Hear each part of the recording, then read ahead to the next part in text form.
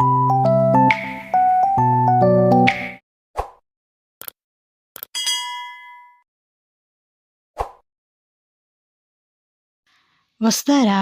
రిషి సమేతంగా కవల పిల్లలతో సారితో అత్తవారింటికి బయలుదేరుతుంది కదా! వసు, రిషి పిల్లలు ఒక కారులో వస్తూ ఉంటారు.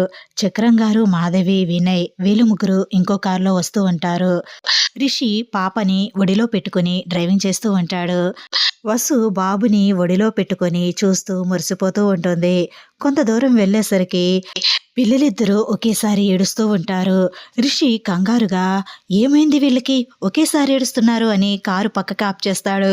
వసు నవ్వుతూ ఆకలి వేస్తున్నట్టుంది సార్, అందుకే ఏడుస్తున్నారు అని అంటుంది.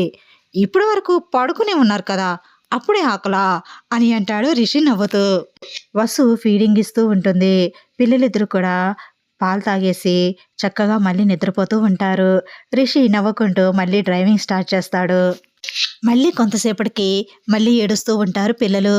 హే, ఇందాకే కదరా తాగారు, మళ్ళీ ఏమైంది, మళ్ళీ ఎందుకు ఏడుస్తున్నారు అని అంటాడు రిషి.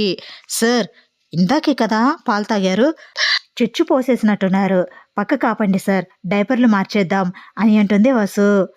రిషి నవ్వుతూ హా, తాగడం, పోయడం, మనం డైపర్లు మార్చుకోవడం, ఇంతేనా? ఈరోజు మనం ఇంటికి వెళ్తామా? వినయ్ వాళ్ళ కారు ఇంచుమించు సిటీకి అవుట్కట్స్లోకి వెళ్ళిపోయే ఉంటుంది, మనం మాత్రం మధ్యలోనే ఉండిపోయాము అని అంటాడు రిషి నవ్వుతూ. సర్లేండి సార్, వాళ్ళని వెళ్ళనివ్వండి, మనం వెళ్దాంలే నెమ్మదిగా అని అంటుంది వసు కూడా నవ్వుతూ. ఏరా బుజ్జులు, మాకేమీ తెలియదు, మేమేమీ చేయలేదు అన్నట్టు భలే నిద్రపోతున్నారా, మేం మాత్రం మీకు డైపర్లు మార్చుకుంటూ ఫీడింగ్లు ఇచ్చుకుంటూ. అబ్బబ్బబ్బా, ఏం దజ్జారా మీది అని అంటూ ఉంటాడు రిషి. సార్, ఇప్పటికే చాలా లేట్ అయిపోయింది, డ్రైవింగ్ స్టార్ట్ చేయండి సార్, వాళ్ళతో మాట్లాడింది చాలులే కానీ అని అంటుంది వసు. ఏంటి, నేను లేట్ చేశానా? ఉన్నాడు కదా నీ కొడుకు, వాడిని అడుగు, వాడెందుకు చిచ్చులు పోస్తున్నాడో, వాడెందుకు ఆకలి అని ఏడుస్తున్నాడో, వాడు అలా చేయకపోతే నేను కారు ఆపను కదా అని అంటాడు రిషి. అబ్బా, నా కొడుకు ఒక్కడే ఏడుస్తున్నాడా, మీ పాప ఏడవడం లేదా అని అంటుంది వసు. మీ వాడికన్నా మా బుజ్జి తల్లి తక్కువే అని అంటాడు రిషి. అదేం కాదు, నా బుజ్జి కన్నీ గుడ్ బాయ్ అని అంటుంది వసు మురిసిపోతూ ఒడిలో ఉన్న బాబుని చూస్తూ. అలా ఇద్దరు గొడవ పడుతూ సరదాగా మాట్లాడుకుంటూ కారులో వెళ్తూ ఉంటారు. మళ్ళీ కొంతసేపటికి మళ్ళీ ఏడుస్తూ ఉంటారు. అలా మధ్య మధ్యలో కారు ఆపుతూ వాళ్ళకి ఫీడింగ్లు ఇచ్చుకుంటూ డైపర్లు మార్చుకుంటూ అలా సాగుతూ ఉంటుంది రిషి వసుల ప్రయాణం. ఒక పక్క జగతి మహేంద్ర మొట్టమొదటిసారిగా పిల్లలు ఇంట్లో అడుగు పెట్టబోతున్నారు అని గుడికి వెళ్ళి పూజ చేయించి తిరిగి ఇంటికి వస్తారు. వాళ్ళు వచ్చే టైంకి అప్పుడే దేవయాని ఫణీంద్ర వాళ్ళు కూడా వస్తారు.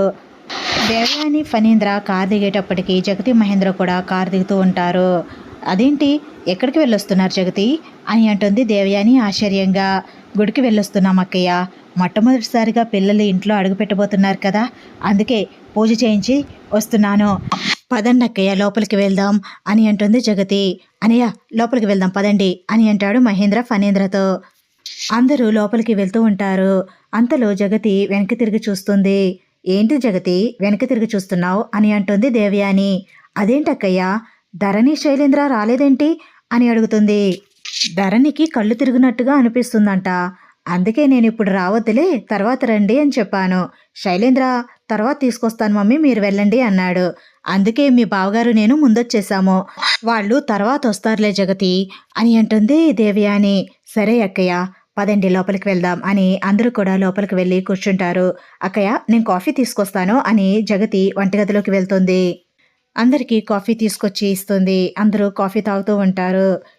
వీళ్ళు ఎప్పుడుకొస్తారు జగతి, అసలు రిషి వాళ్ళు బయలుదేరారా అని అడుగుతుంది దేవయాని. బయలుదేరారక్కయ్య, దగ్గరలోనే ఉండుంటారు, వచ్చేస్తారక్కయ్య అని అంటుంది జగతి. ఏమైనా హెల్ప్ చేయాలంటే చెప్పు జగతి, చేస్తాను, ఏమైనా పనులున్నాయా అని అంటుంది దేవయాని. జగతి ఆశ్చర్యపోతూ, అక్కయ్య ఏంటి ఇలా మాట్లాడుతున్నారు, పనులున్నాయా చేస్తాను అని అంటున్నారు, ఏంటి ఇంత మార్పు అక్కయ్యలో, ఇది నిజమైన మార్పా లేకపోతే పైపైన మార్పేనా అని అనుకుంటూ జగతి, ఏమి లేవక్కయ్య, పనులన్నీ లక్ష్మమ్మ చేసేసిందిలే, వంటంతా నేను ప్రిపేర్ చేసేసాను, వంట కూడా ప్రిపేర్ చేయాల్సిన అవసరం లేదు అని అంటుంది జగతి. అవునా, మొత్తం ప్లానెడ్‌గా, ప్రిపేర్డ్‌గా ఉన్నావనమాట అని అంటుంది దేవయాని. జగతి నవ్వుతుంది. జగతి ఏదైనా పర్ఫెక్ట్‌గా ఉంటుంది. అది అందరికీ తెలిసిన విషయమే కదా! అని ఫణీంద్ర నవ్వుతూ ఉంటాడు. ఈయనొకరు ఏమాత్రం అవకాశం దొరికినా జగతిని పొగడకుండా ఉండలేరు అని అనుకుంటూ ఉంటుంది దేవయాని మనసులో. వినయ్ కార్ని పక్కకి ఆపు చేస్తాడు. ఏంట్రా కార్ ఆఫ్ చేసావు అని అంటుంది మాధవి. ఏం లేదక్క, బావగారు వాళ్ళు వచ్చిన తర్వాత అందరం కలిసి వెళ్దాము, ఎలాగో ఊర్లోకి ఎంటర్ అయిపోయాం కదా, అందుకే ఆపాను. వాళ్ళు ఎక్కడున్నారో ఏంటో ఒకసారి ఫోన్ చేస్తానుండు బావగారికి అని వినయ్ రిషికి ఫోన్ చేస్తాడు. బావగారు ఎక్కడున్నారు, ఎక్కడి వరకు వచ్చారు అని అడుగుతూ ఉంటాడు వినయ్. మేము దగ్గరలోనే ఉన్నాం వినయ్ అని అంటాడు రిషి. మేము కార్ ఆపి మీకోసం వెయిట్ చేస్తున్నాము, అందరం కలిసి ఇంటికి వెళ్దాం బావగారు, అందుకే మీకోసం వెయిట్ చేస్తున్నాం, త్వరగా రండి అని అంటాడు వినయ్. సరే వస్తున్నామని రిషి ఫోన్ కట్ చేసి ఇంకా డ్రైవింగ్ చేస్తూ ఉంటాడు. అలా కొంతసేపటికి వినయ్ వాళ్ళని రీచ్ అయిపోతాడు రిషి. అందరూ కలిసి ఇంకా ఇంటికి వెళ్తూ ఉంటారు. శైలేంద్ర, ధరణి కూడా జగతి వాళ్ళ హౌస్కి వచ్చేస్తారు. తర్వాత కొంతసేపటికి రిషి వాళ్ళు ఇంటికి రీచ్ అయిపోతారు. ఇంకా ఇంటికి రాగానే పిల్లలకి దిష్టి తీసి గుమ్మం దగ్గర హారతి పట్టించి ఇంకా లోపలికి ఎంటర్ అవుతూ ఉంటారు. లోపలికి ఎంటర్ అయిన వెంటనే పెదనాన్న పెద్దమ్మని చూసి రిషి, పెద్దమ్మ ఇదిగోండి బాబుని తీసుకోండి, వసు పెద్దమ్మకి ఇవి బాబుని అని అంటాడు. వసు తీసుకోండి పెద్దత్తయ్య అని దేవయాని చేతిలో పెడుతుంది బాబుని. పెదనాన్న తీసుకోండి అని రిషి చేతిలో ఉన్న పాపని ఫణీంద్ర చేతిలో పెడతాడు. ఇంకా పిల్లలిద్దరూ దేవయాని ఫణీంద్ర చేతుల్లోకి వెళ్ళగానే దేవయాని మనసంతా నిర్మలంగా అయిపోతుంది. ఆ పిల్లల్ని చూసి చాలా సంతోషిస్తుంది. చేతిలో తీసుకున్న బాబుని చూసి మనసు చాలా ప్రశాంతంగా ఉంటుంది దేవయానికి. అదేంటి, నాకే తెలియకుండా నాకు చాలా సంతోషంగా అనిపిస్తుంది అనుకుని ఆ బాబుని చూసి చాలా హ్యాపీగా ఫీల్ అవుతూ ఉంటుంది దేవయాని. ఏవండి, పిల్లలిద్దరూ చాలా బాగున్నారు కదా అని అంటుంది ఫణీంద్రతో దేవయాని. అవును దేవయాని, చాలా బాగున్నారు. అమ్మా జగతి, మేము వెళ్ళగానే దిష్టి తీయమ్మా, దిష్టి తగులుతుంది అని అంటారు ఫణీంద్ర నవ్వుతూ. ఏంటండి మీరు, నావేం దిష్టి కళ్ళు కాదులేండి అని అంటుంది దేవయాని.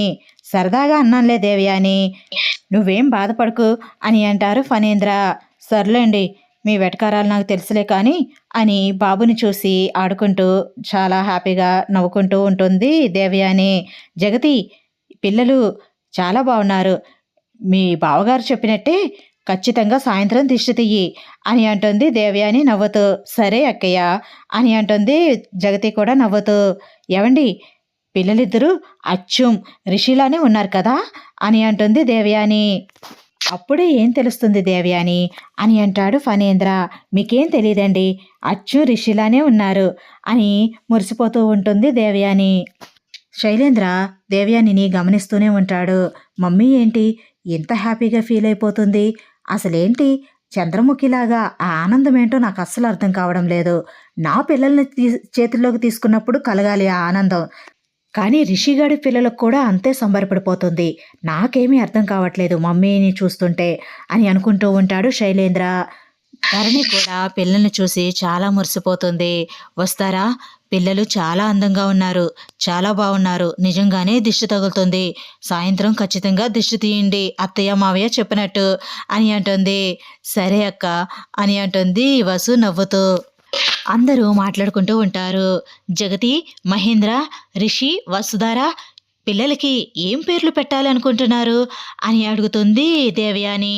అప్పుడే ఏమీ అనుకోలేదక్కయ్య, చూడాలి అని అంటుంది జగతి.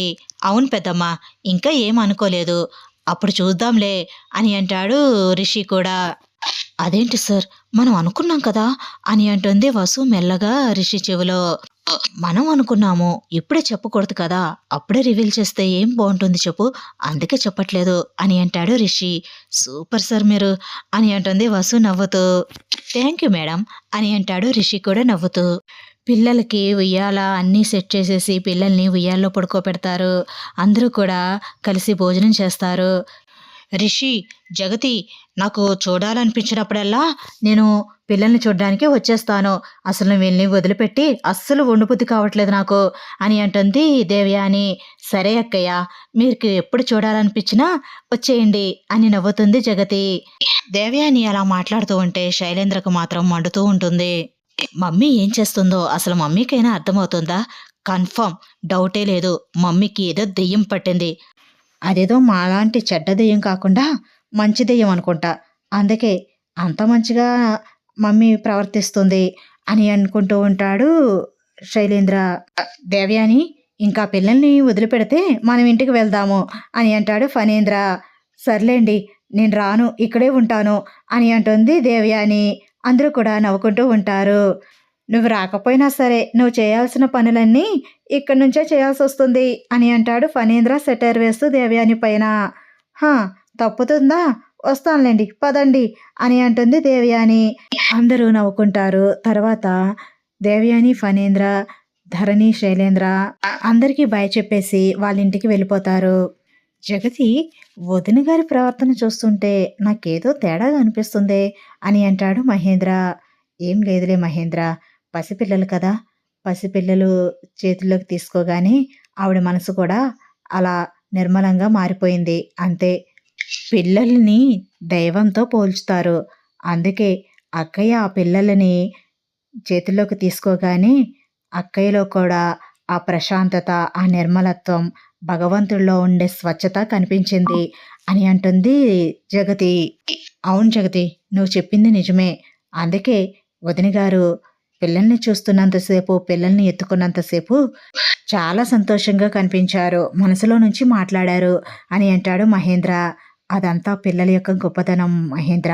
అందుకే పిల్లల్ని దేవుళ్ళతో పోల్చుతారు అని అంటుంది జగతి.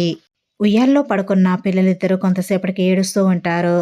హాల్లో జగతి మహేంద్రలతో మాట్లాడుతున్న వసు, రిషి పిల్లల ఏడుపు వినిపించగానే వాళ్ళ ఆకలి తీర్చాలా, డైపర్ మార్చాలా అని వాళ్ళ దగ్గరికి పరుగు పెడతారు.